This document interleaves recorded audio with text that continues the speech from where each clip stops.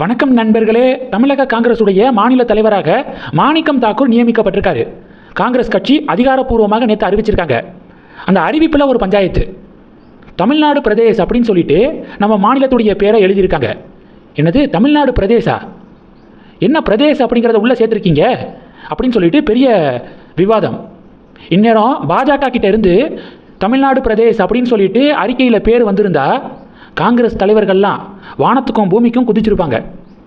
ஜோதிமணியெல்லாம் உடனே கண்டனம் தெரிவித்து அறிக்கை வெளியிட்டிருப்பாங்க. ஆனால் இப்போ காங்கிரஸ் என்ன பண்ணியிருக்காங்க?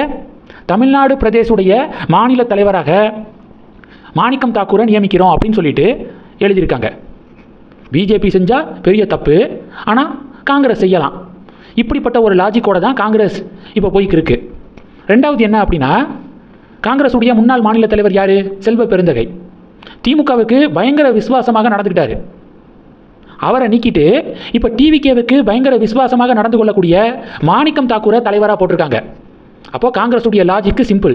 யார் ஆட்சி அதிகாரத்தில் இருக்காங்களோ அவங்களோட யார் ரொம்ப இணக்கமாக போவாங்களோ அவங்கள மாநில தலைவராக போடுறது தான் காங்கிரஸுடைய லாஜிக்கு. தனித்துவமாக கட்சியை மாநிலத்தில் வளர்க்கக்கூடியவங்களை மாநில தலைவராக போடணும் அப்படின்னு யோசிக்கிறது இல்லை. யார் ஆளுங்கட்சிக்கு ரொம்ப க்ளோஸாக இருப்பாங்க, ஆளுங்கட்சியை யார் பகச்சிக்காம கூட்டணியை கொண்டு போவாங்க, அவங்கள தான் மாநில தலைவராக போடணும் அப்படிங்கிற லாஜிக்கோடு தான் தேசிய கட்சிகள் செயல்படுறாங்க. அதில் பாஜகவும் லேசுப்பட்டதில்லை. அதிமுகவுக்கு ரொம்ப இணக்கமாக நடந்து கொள்ளக்கூடிய நயினார் நாகேந்திரனை தானே மாநில தலைவராக போட்டாங்க.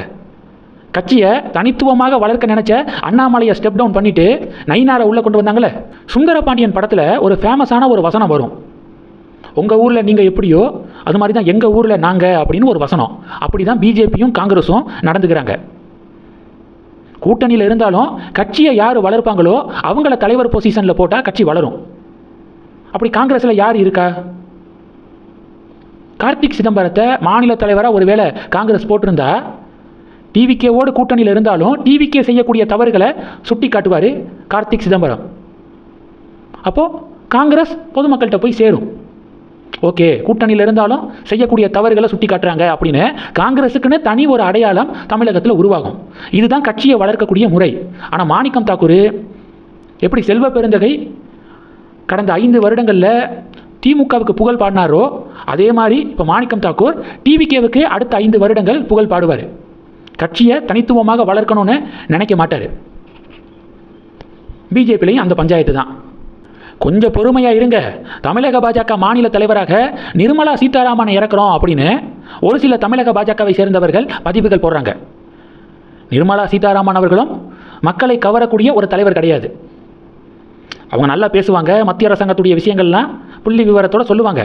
ஆனால் மக்களை ஈர்க்கக்கூடிய ஒரு ஃபேஸ் இருக்குல்ல, அண்ணாமலைக்கிட்ட அந்த கரிஸ்மா அப்படின்னு சொல்லுவாங்க, அது இருந்துச்சு. நம்ம பக்கத்து வீட்டு பையன், நமக்கு தெரிஞ்ச முகம் மாதிரியே இருக்குது அப்படின்னு அண்ணாமலையை சாமானிய மக்கள் கனெக்ட் பண்ணிக்கிட்டாங்க.